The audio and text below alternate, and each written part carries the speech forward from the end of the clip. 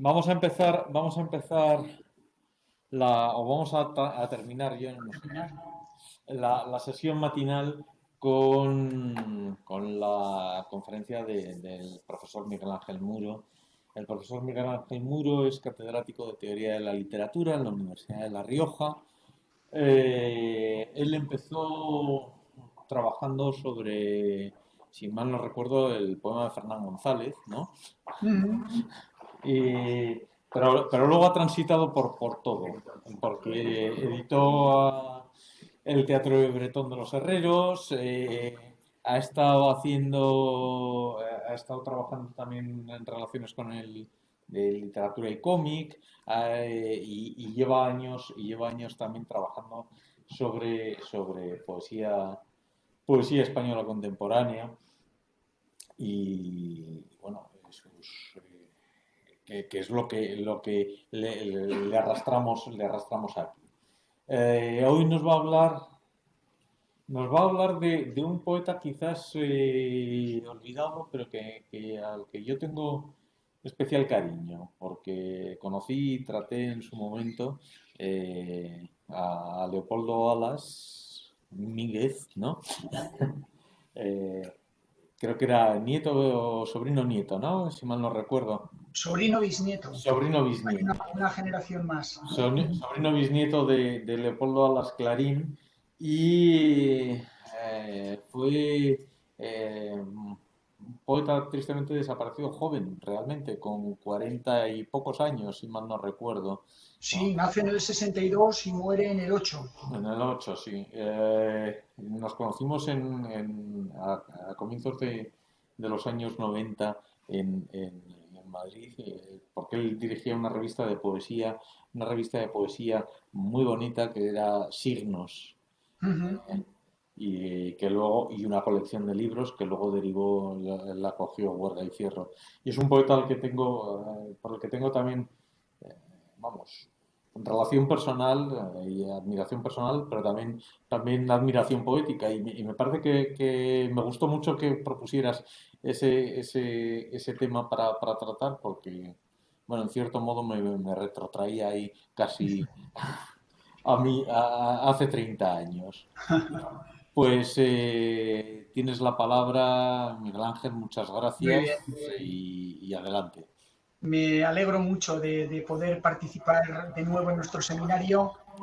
Me entristece no poder estar con vosotros, con vosotras ahí, como sabéis que era mi intención y estaba ya todo decidido, pero una revisión médica de mi madre hoy a las 2, pues justo en el medio, ha hecho que tuviera que cambiar esto, mis planes, y que por suerte, bueno, pues estamos ya bastante acostumbrados a estas intervenciones online, aunque donde esté la cercanía hasta con personas enmascaradas, pues que se quite todo lo demás. Bien, ahora aprovechemos esto. Oh, sí, eres tú, te veo.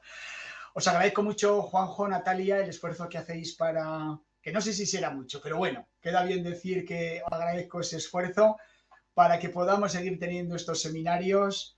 Y ya digo, me encantaría poder estar ahí, abrazaros a todos. Os he podido escuchar en sesión de mañana a todos, menos a Paco, porque tenía clase y cuando llegué ya estábamos para empezar la segunda charla. Escucharé las grabaciones y estaré al tanto, porque aprendo mucho de estas reuniones.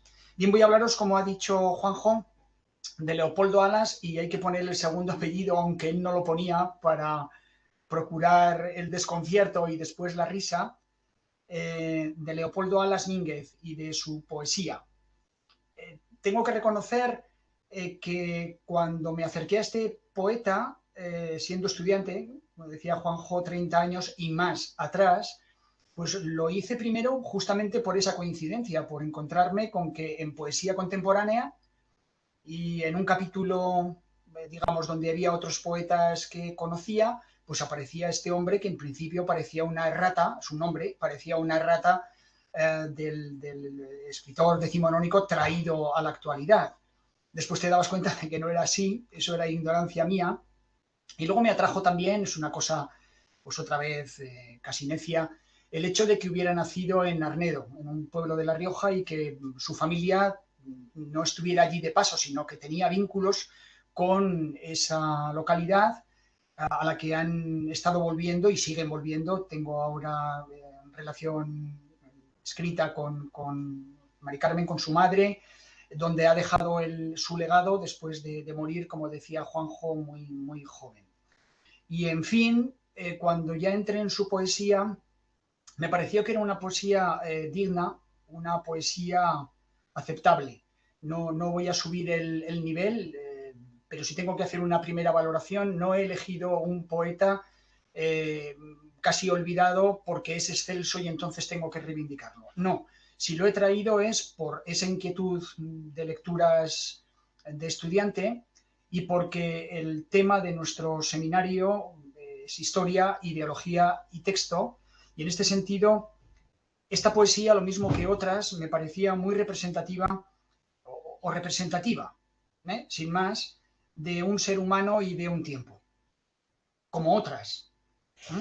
Hay una peripecia humana particular reflejada en unos versos, en unos poemas, en unos poemarios, que como tal es muy propia, es la de Leopoldo Alas Mínguez, pero por otro lado también, y como ocurre con tanta frecuencia, puede ser representativa, es representativa de otros muchos ciudadanos y ciudadanas. En ese sentido, me parecía cuando menos justificable que pudiera traer aquí a este poeta y su poesía.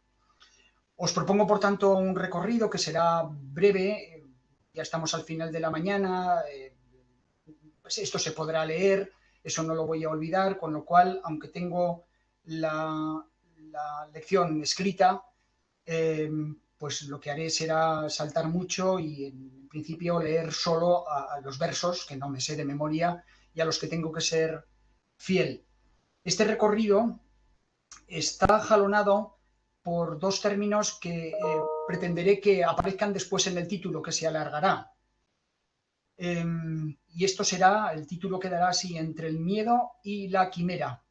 Dos puntos, la poesía de Leopoldo Alas Mínguez. Y nombro el miedo y la quimera porque a mi modo de ver son los dos polos que tensionan esta poesía, entre los cuales se mueve la escritura y la vivencia, primero, digamos, existencial y después poética de Alas Mínguez. El miedo que recorre e impregna su poesía, lamentablemente creo que también su vida, por lo que pueda haber de autobiográfico, en lo que no entraré a discutir, ¿verdad? Y la quimera, que será el otro polo, que es la felicidad quimérica, aquellos momentos de felicidad que se tuvieron, aquellos a los que se tiende todavía y que el poeta sabe, pues en la estirpe romántica, pero quizás sea mucho más profundo que la estirpe romántica, sabe que son breves, que son efímeros y que son deleznables en el sentido de que pueden deshacerse con facilidad. Pero cuando se dice entre y entre, por el medio queda algo, y por el medio de esta tensión lo que queda es quizá lo más salvable de esta poesía e incluso de esta actitud de vivir, y es la ilusión por vivir, a pesar de los pesares, de la derrota, de las derrotas, de los miedos, de las crisis de identidad, etcétera. Lo que queda es constantemente una ilusión por vivir. Por desgracia, esta vida se acabó muy, muy pronto, en este sentido. Bien, si este es el arco principal de la poesía de Leopoldo Alas Mínguez, a mi modo de ver, que es todo muy discutible, también os quiero anticipar, por tener más seguridad cuando después hable, si me pierdo, no perderos por completo, que también a mi modo de ver la nervadura que tiene este edificio poético, también podíamos entenderla con otras oposiciones.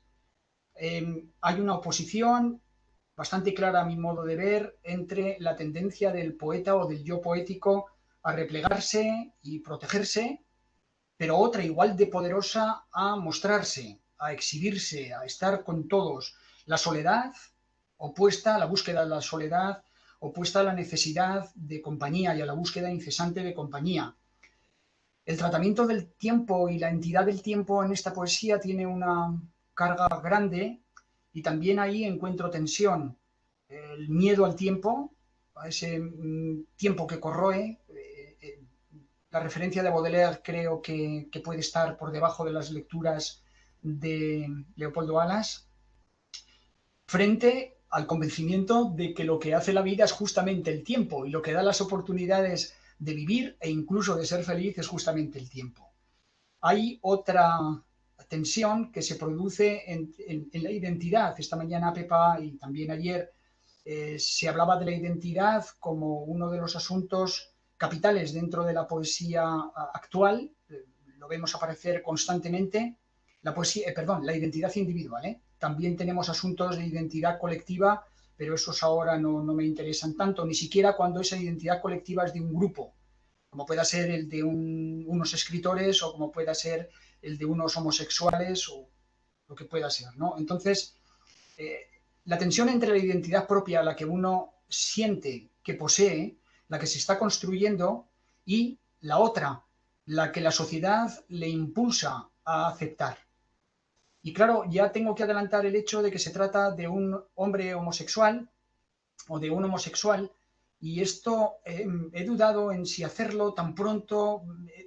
No me encuentro seguro cuando le doy un peso grande en las explicaciones literarias, ni siquiera en las vitales, a la opción genérica y sexual que tiene la persona, mi amigo, mi amiga o un poeta, porque no sé qué terreno piso. Me ocurre lo mismo cuando escribo o oigo hablar sobre feminismo y género. Tampoco tengo seguridad de pisar un terreno firme y por eso casi siempre estoy haciendo pues lo mismo que Alfredo ayer, ¿no? Que me gusta esa forma de pensar. Estoy haciendo salvedades, estoy llamando la atención de que es posible que lo que digo siempre es discutible, pero que además de ser discutible sea una equivocación, ¿no? Pero en este caso es muy posible que el hecho de tratarse de un escritor declaradamente homosexual, otra cosa es cómo se viva esa homosexualidad en una sociedad que no lo es, que solo comienza a abrir un poco la puerta para que cada cual, estamos en los tiempos de la movida, no se olvide, para que cada cual pueda declarar su opción genérica y su afecto y su sexualidad, pues esa tensión se transmite a mi modo de ver a su poesía, aunque desde luego no tanto como a su prosa, ensayos y narrativa que nos muestran a un escritor muy distinto. Después precisaré esto un poquito más. Otra de esas nervaduras es la tensión que se produce entre el yo y los otros. Vale, es básica, pero en este caso lo interesante es que se trata de un yo que busca el nosotros para hacer piña, a veces para retirarse, la hermandad, y enfrente quedan los otros, los que juzgan, los que excluyen, etc. En esta línea de la exclusión, el mito romántico del monstruo, del vampiro y el genérico del ángel los atrae Leopoldo Alas, yo creo que porque le son muy fáciles, porque los tiene rodados, no se esfuerza por buscar otro mito distinto, ¿no? Hablaremos de ello. Y como también parece prácticamente irrenunciable, o al menos es muy común en la poesía, tanto femenina como homosexual, de los últimos tiempos o décadas, lo que yo pueda leer, que no es mucho, es inevitable la presencia del cuerpo, del deseo y de la sexualidad, entrelazada o no con los sentimientos.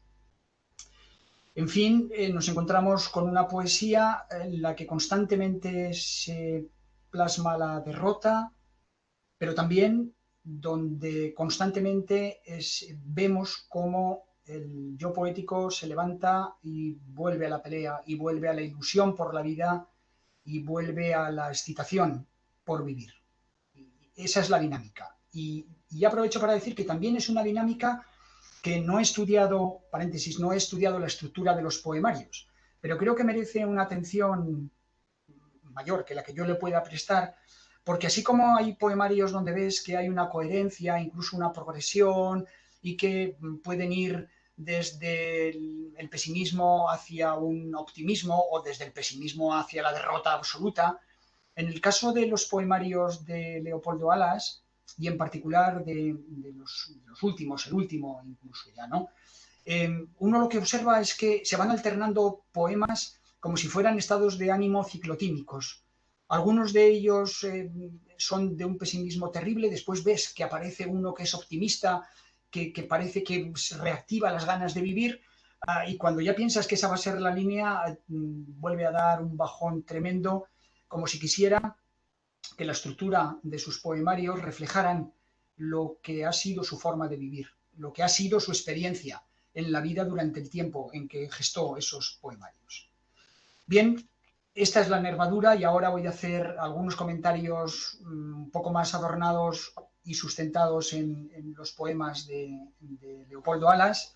Y bueno, pero si no olvidáis esto que acabo de decir, ni yo mismo podré perderos a continuación. ¿Va? Bien, os decía que tomo esta poesía como testimonio de un ser humano, testimonio de un tiempo. Hay unos versos muy sencillos en La condición y el tiempo, que escriben en el año 1992, es decir, casi hace 30 años ahora, y dice así: yo dejo humildemente un testimonio por si alguien de otro siglo se interesa y al ver nuestros retazos se enternece. Es la idea de testimonio la que quisiera captar aquí. Hay un ensayo de Germán Labrador sobre la transición que a mí me pareció brillante, del que rescato también esta cita por si tengo que sustentar lo que os presento. Toda biografía, por humilde que sea, contiene su propia época. Creo que es una buena sanción.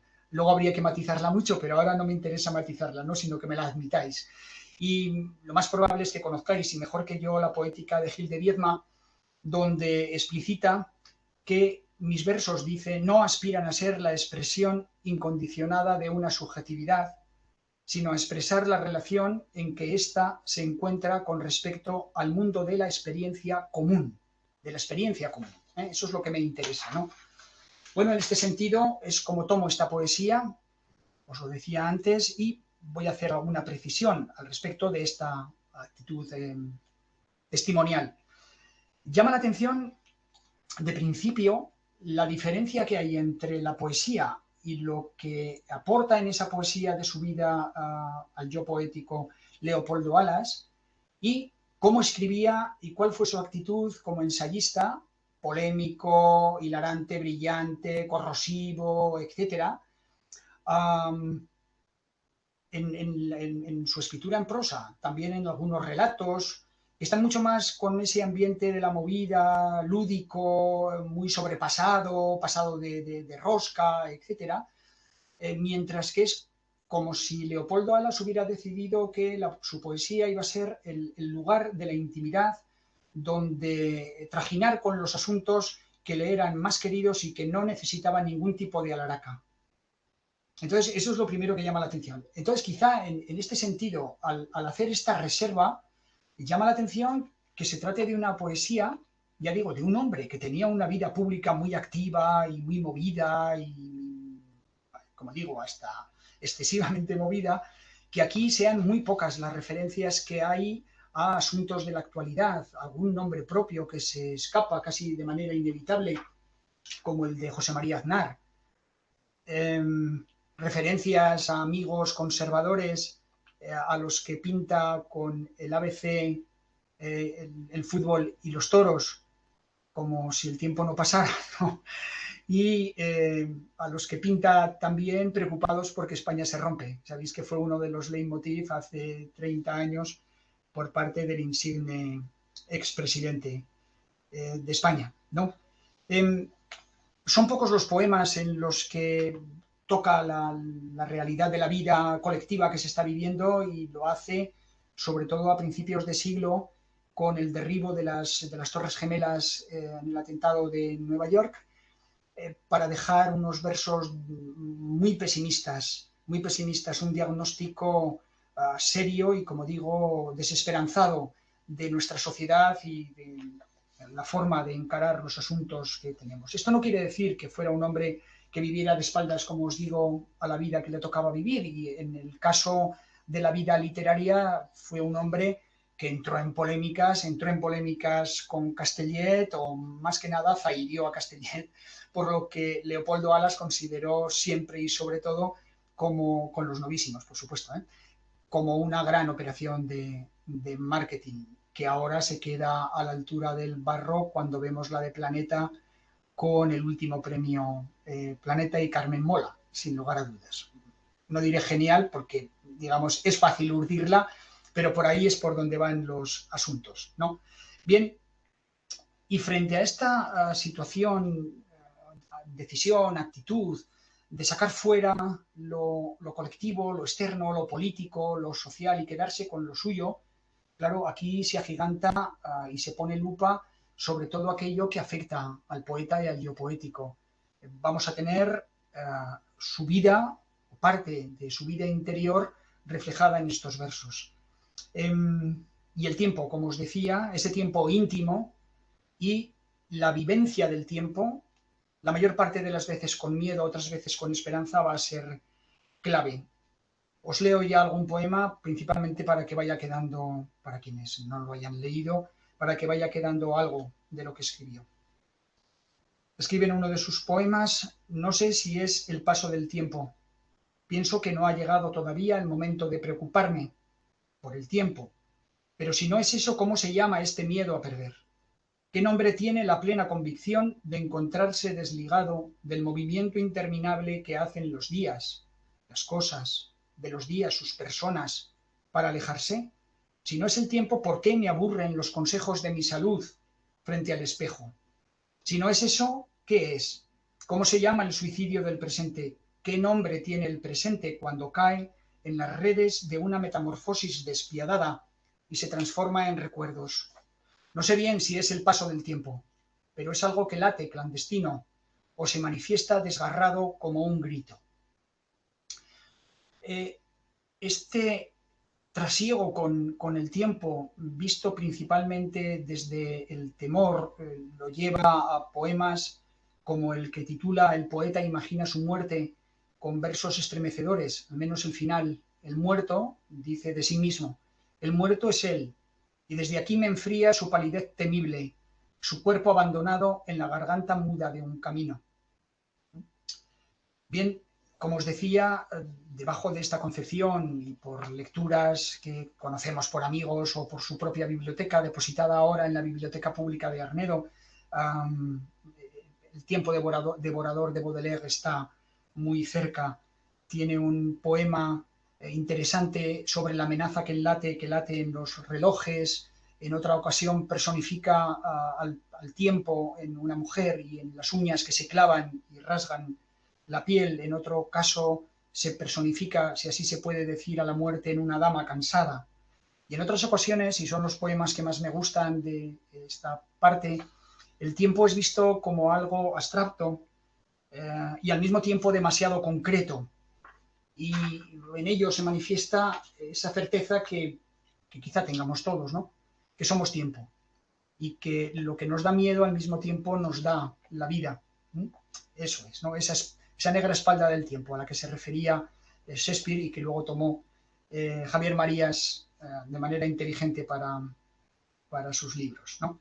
Bien, ¿cómo reaccionar ante el tiempo devorador, a ese temor del tiempo? Las respuestas son las esperables por parte de casi todos nosotros. No hay novedad. Digamos que lo que sí hay es la apuesta personal de quien habla, de quien ha sentido y del que nos comunica lo que ha vivido y sentido. Como en casi todos, y a pesar de su juventud, el regreso a una infancia que considera feliz, a los recuerdos también de momentos vividos con amigos, con amigas, con su hermana, sobrinos, etcétera, y que por un momento, como nos ocurre a todos también, nos sacan del tráfico del tiempo y nos dejan en un oasis del que tendremos que salir forzosamente, ¿no? Si pudiera, dice en un poema también que me parece interesante, si pudiera este taxi devolverme a jardines con grillos, volver a los olores infinitos, a los senderos secretos de la hierba, y en cambio, qué gris se respira volviendo del infierno. Supimos, dice en otro poema, que acechaba ya la muerte. Quisimos ser felices en la espera. Brillamos, pero el sol se puso pronto.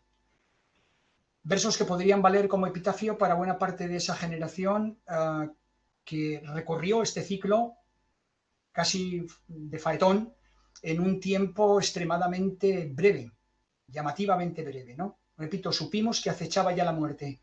Quisimos ser felices en la espera, brillamos, pero el sol se puso pronto. Y por tanto, como se estaba diciendo, este miedo que late en los poemas, como late el dolor en una herida, está fundido y entrelazado con la excitación de vivir, y esto es fundamental. No es solo que esté el miedo, sino que el miedo no rompe las alas, no corta el vuelo, aunque se venga abajo una y otra vez, el poeta o el yo poético, ¿no?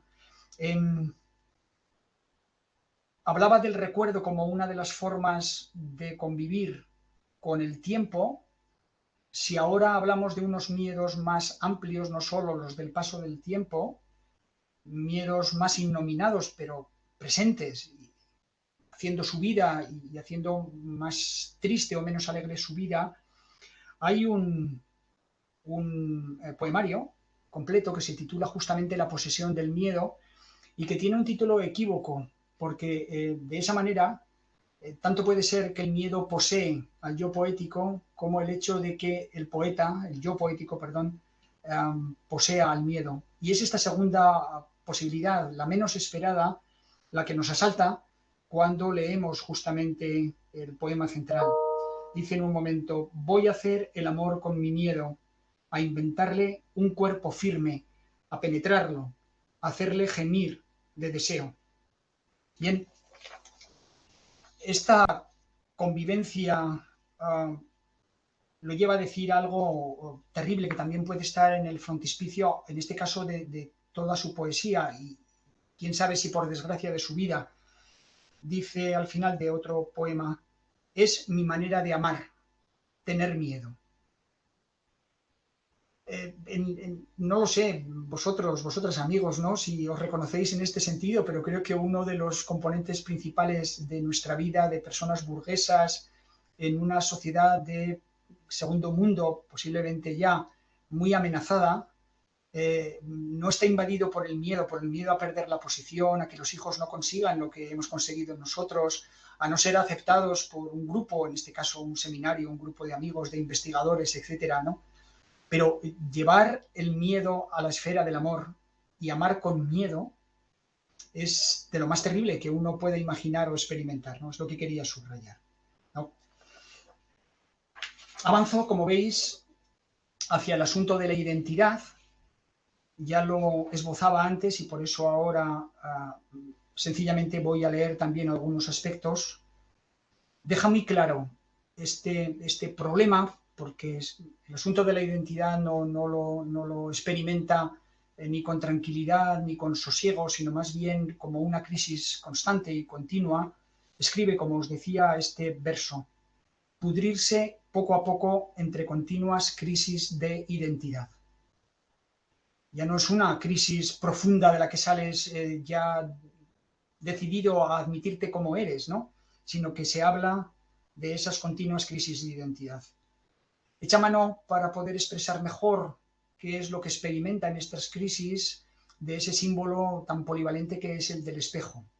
Por un lado, el espejo roto, que parece devolver, que devuelve, de hecho, la imagen fraccionada, la identidad fraccionada, pero rechaza esa imagen para decir que le preocupa más la imagen que devuelve un espejo intacto.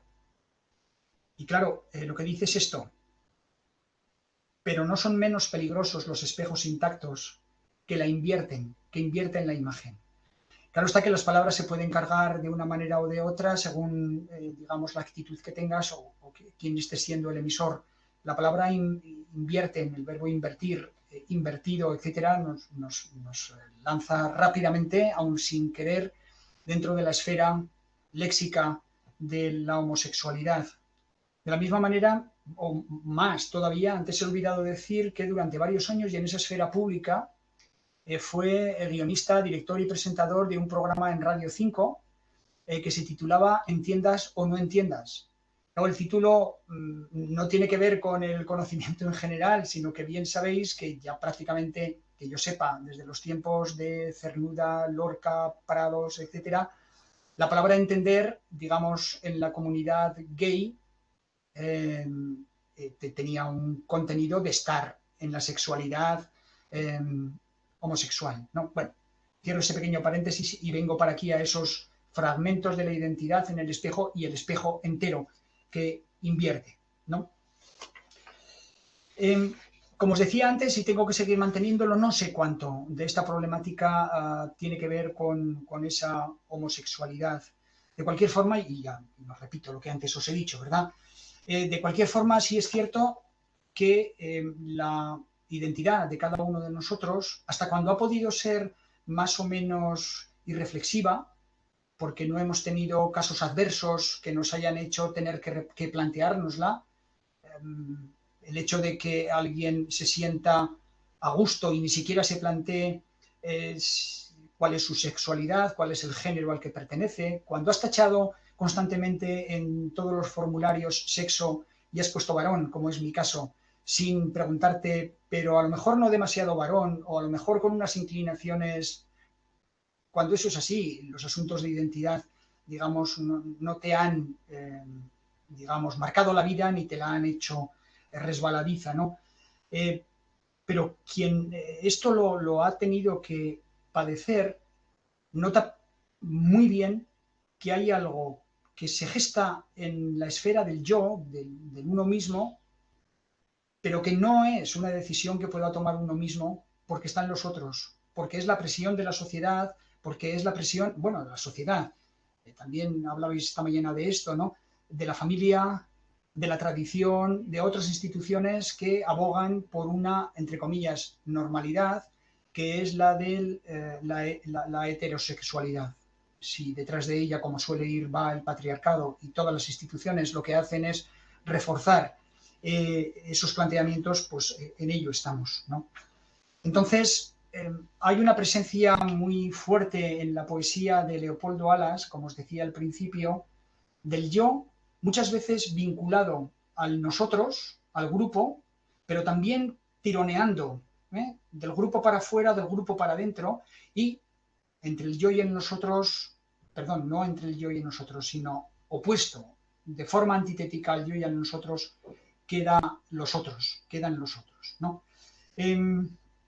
Por volver un poquito para atrás, hay un estudio, a mi modo de ver, muy interesante también, brillante, sobre la homosexualidad. Ese es el que se titula Identidad y diferencia sobre la cultura gay en España, que se publica en el 97, que tiene como autores a José Miguel Cortés y a Aliaga, donde se resume lo que yo estoy tratando de decir y se concluye de una manera que es muy reconocible cuando se escucha hablar de feminismo o cuando se escucha hablar de cultura y vida gay.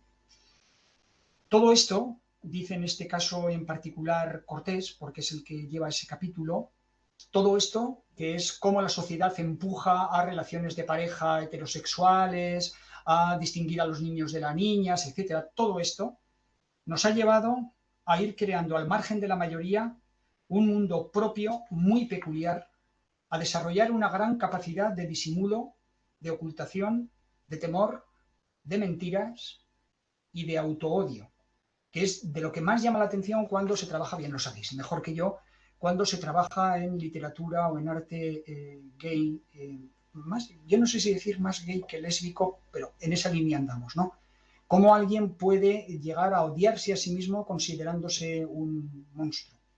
Bien, y eso me llama la atención. Entonces, los otros aparecen con mucha frecuencia como los que observan y juzgan y excluyen, y llama la atención el hecho de que en esta poesía no hay un ataque duro, una represalia, una venganza por parte de Leopoldo Alas con respecto a quienes lo juzgan, lo excluyen, etcétera.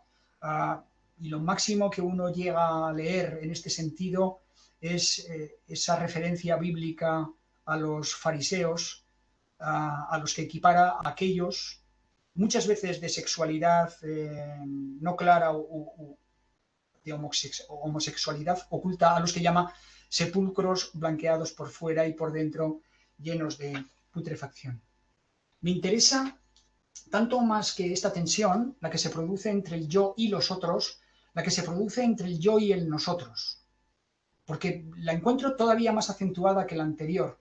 Entonces, en este caso, no es nada difícil encontrarse con el elogio de la soledad y también con la petición de compañía. Os leo otro pequeño poema, ya del último libro, de Concierto del Desorden. La soledad, tal como la entendemos, es una geografía de espacios incompletos. Aunque no estéis, estáis, estoy. Estamos aun cuando no estemos. Yo, el plural, lo llevo dentro del alma. Y a fuerza de tenerme y de mirarme desde fuera, presente pero ausente, os llevo siempre conmigo. Y os quiero como a mí mismo. Es un poema de exaltación de la amistad, de la hermandad, en la que creía firmemente. Pero también es cierto que nos encontramos con otro poema, ya os digo que esto puede ser en el mismo poemario, tal como os he dicho. He aprendido a estar solo. Yo siempre os he querido, pero no hay nada malo en admitir que al deseo de estar acompañado le debo mis años de desconcierto. Más tarde averigüé que en este limbo no hay cuerpo para el alma, ni un alma para el cuerpo. Y en el desierto de la edad madura me alejo de vosotros, dignas sombras. Como late aquí también, él había hecho filología italiana, digamos, la lectura de los clásicos y de Dante, de vez en cuando asoma sin ningún tipo de alarde y sin subrayados. Así que es lo que percibo. ¿No? Bien. Avanzo y casi pensando en terminar, os comentaba que esta conciencia muy propia de este colectivo, si lo puedo denominar así, ¿no? Con mucha cautela, que son los homosexuales que comienzan a salir del armario en este tiempo, le lleva a utilizar el símbolo del vampiro y del ángel como una forma de hacer visible su situación y sus sentimientos. No me paro, ya os digo, en ejemplos que se podrán leer de esta asimilación, pero sí os llevo a lo que sí me parece más interesante, y es que con cierta malicia lo que hace es vincular al vampiro y al ángel, pero no como si fueran dos caras, una cara luminosa y la otra tenebrosa, sino las dos vinculadas con la luz. Y esto sí que es digamos, un hecho de autoafirmación. Os leo el fragmento, perdón, los versos. Pasé la vida entre vampiros y ángeles. Corto un trozo, ¿vale? Todos los trances de luz fueron suyos. Todos, ¿eh? Al ángel, los del cuerpo. Los del alma, al vampiro. Y sigue, va confundiendo a unos y a otros y lo que le ofrecen y lo que él era como ángel y como vampiro, ¿no? Gustando los labios de uno, los besos de otro, sin saber muy bien nunca con cuál de los dos bailaba. ¿Ven? Sin embargo, hay un momento determinado en que esta simbología de los monstruos se hace, si queréis, hasta más cercana. Ya aparecen los zombies. Tened en cuenta que estamos hablando de un poeta muy cercano a nosotros, ¿no? Y en La posesión del miedo, poemario del 96, ya dice esto. Hay que leerlo por el desastre de la droga y hay que leerlo por el desastre del SIDA, ¿no? Que está por detrás. Mendigos y fantasmas de rostros consumidos, malditos cuerpos de la indiferencia, zombies sedientos y esclavos. Qué débil se nos hizo la querencia, qué efímera atracción por ser en otros. Pegados a un cristal, los labios fríos lo empañan sin aliento. El amor era aquella lengua muerta que hablábamos los hombres. Por algún motivo ya no la enseñan. Ni el amor subversivo, ni el amor verdadero. Esta idea de los zombies. Os decía, y tampoco subrayaré mucho este aspecto, que o parece inevitable o es algo frecuente el hecho de que nos encontremos con que estos poetas, lo mismo que las mujeres, hagan un hincapié grande en presentar los asuntos del cuerpo.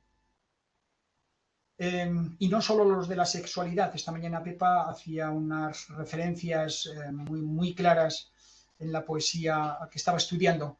Ocurre en el colectivo homosexual, por lo que yo veo en mis lecturas, algo muy similar, y yo creo que además es ya un rasgo general de todo tipo de poesía. Es muy posible que en este colectivo, justamente por la censura, porque la represión se ejerce principalmente y antes que nada sobre el aspecto sexual, sobre la sexualidad, el afecto está por detrás, ¿no? Pues también es verdad que sea lo primero que un homosexual quiere reivindicar. Hay cuerpo, hay deseo y no hay por qué esconderlo, ¿no? Os leo un poema muy explícito, también de índole homosexual, en este caso muy clara, de los pocos que tienen este tipo de condición. ¿De dónde este temblor que me desarma? Conozco tu perfil. Eres el miedo que vive agazapado en la quimera, y llamo al amor, a sus huestes de plata, a sus naves de fuego que surcan seguras las aguas encrespadas de un espejo. Voy a hacer el amor, os leí antes, ¿no? Voy a hacer el amor con mi miedo, a inventarle un cuerpo firme, a penetrarlo, a hacerle gemir de deseo. Quiero al miedo desnudo, rendido en el suelo, excitado, sudoroso, imberbe. Quiero una fiesta de carne con el espíritu aterido, el intruso que ciega las ventanas. Que se vuelva boca abajo y se ofrezca rogando fuerza en su flaqueza, entrar y salir, dentro y fuera, dar y amagar con quitar, y que la auténtica paz sea la guerra, y liberar mi alma prisionera con gritos de placer en sus entrañas. Hay otros poemas más matizados que por falta de tiempo no os leo, y una hermosa y potente idea del amor y de la sexualidad, la de intentar abolir los cuerpos, fundirse, pasar más allá de la piel del otro y perder la tuya, ¿no? Y en esencia, como escribe en un momento determinado, casi de manera mística, ser en otros, abandonarse a uno mismo y ser en otros, ¿no? Iba a decir por desgracia, pero ¿quién soy para juzgar? El hecho es que en los últimos poemas, no sé si la pérdida del deseo, la pérdida de posibilidades, el pero ya no, que marca una edad que no tendría por qué haber sido la tuya, sino otra mucho más avanzada y provecta, ¿no? Tiñen este tipo de sentimientos negativos hasta el deseo y el placer, ¿no? Esta noche, dice, en el tiempo de las almas, esta noche quiero agotar completo el ciclo del amor, el deseo, la zozobra, los pesares. Claro, si el ciclo del amor no es más que esto, el placer no está en él, ¿eh? Está el deseo como excitación. Después no está satisfecha, no se dice, ¿no? La zozobra y los pesares. Por tanto, esa gradación es una gradación triste, que entristece. Bien, termino. En este repaso breve, sustancial, a mi modo de ver, en lo que yo he podido ver en esta poesía, desde luego nos encontramos con derrotas, con pérdidas, con decepción, con ese miedo en un polo y con la quimera en otro. Explico mínimamente. La quimera no es el monstruo en este caso, no es equiparable a los vampiros, ni siquiera a los ángeles en su faz más terrible. No, la quimera es la condición quimérica, si me permitís que me repita ahí, la condición ideal e inalcanzable de la felicidad. Lo que se percibe hasta en los poemas más gozosos es que Leopoldo Alas tuvo una conciencia, o su yo poético tuvo una conciencia muy clara de que la felicidad era, como os he dicho al principio, era muy frágil, que podía venirse al suelo con facilidad, deshacerse entre las manos, y en ese sentido la considera quimérica. Entonces tenemos derrotas, pérdidas, decepción, incluso la felicidad es una quimera. Y a pesar de todo, entre el miedo y esta condición quimérica de la felicidad, y por tanto de lo mejor de la vida, lo que queda es la ilusión por vivir.